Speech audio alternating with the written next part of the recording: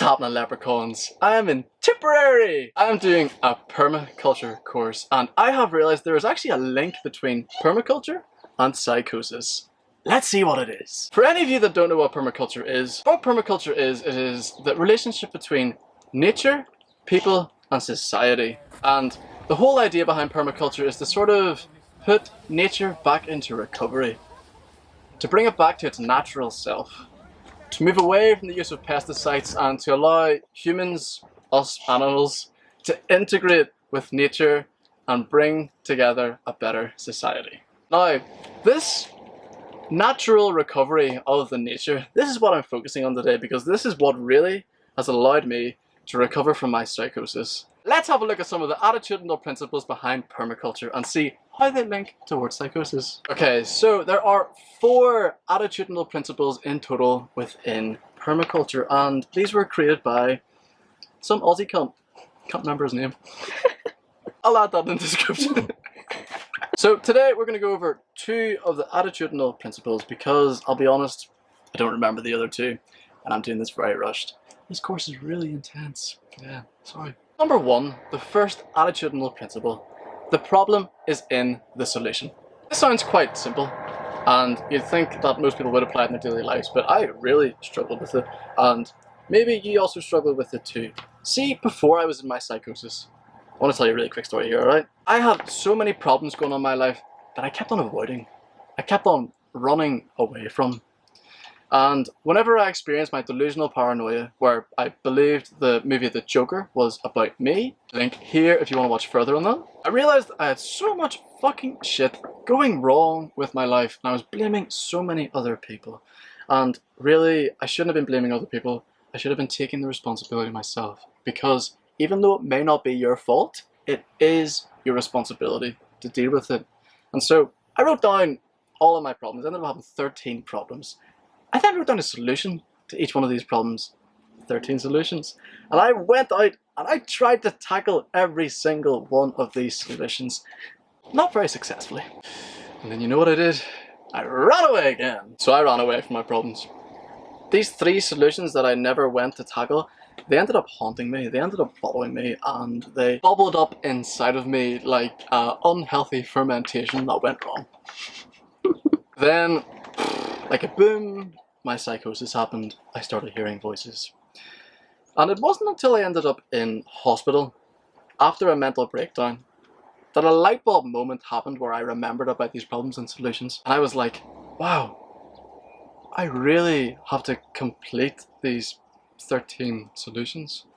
And what really struck me was, you know, I've not actually learnt the lesson from these problems in the first place. And if you don't learn from the problem in the first place, you're gonna commit the problem again and again. You gotta find a lesson within that to learn from your mistakes and not do the mistake again. So, I did my 13 things. One of them was coming out. You can watch this video here and that. It's pretty funny. And the 13 lessons I learned, they ended up becoming my values. They ended up becoming my principles.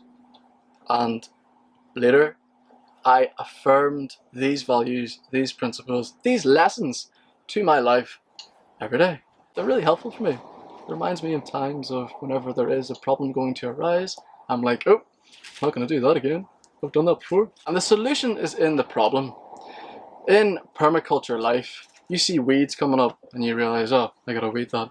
You see people committing conflict inside a society and you realize we gotta practice non-violent communication so that they don't fight each other. And this is a beautiful philosophy to bring onto your life. And it is one that is essential for you if you want to recover from psychosis. Here's a big question for you. Write down all your problems, all your solutions and your lessons and tell me, how many problems did you have in your life? Let's sort them out. The second principle then, start small and work with the most amount of ease. This reminds me of doing everything one step at a time. With my How to Battle Psychosis playlist, which I've created here for all of you, this is basically everything that I experimented with and what eventually led to my psychosis recovery. Now, I did a lot of research with this and I I would listen to a podcast, right? And I'd hear about, oh, you gotta run like 5 kilometers a day. Oh, you gotta meditate for like 1 hour a day. Oh, you gotta journal morning and evening. Oh, you gotta eat organic and intermittent fasting. All of these little things. And I tried to implement them all in one go. I tried to change like 10 habits in one day. And you know what happened? I would do the first thing. I would get tired. I'd fall into depression. I would just lie in my bed and not move. And it's because I was just giving myself too much to do. I was walking into a buffet and trying to eat everything. You can't eat everything at a buffet. You gotta be selective and choose what tastes best. So you gotta start one step at a time. And same with permaculture, same with psychosis recovery. Alright, Leprechaun, so there are 2 more principles, but just to round it up for you. But basically the first one, the solution is in the problem.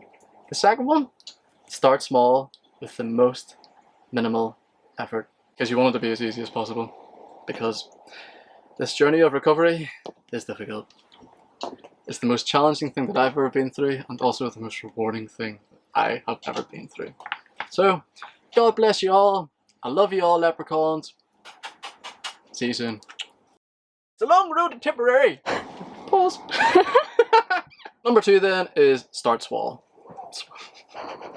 The second principle then, start small and work with the least amount of ease. No.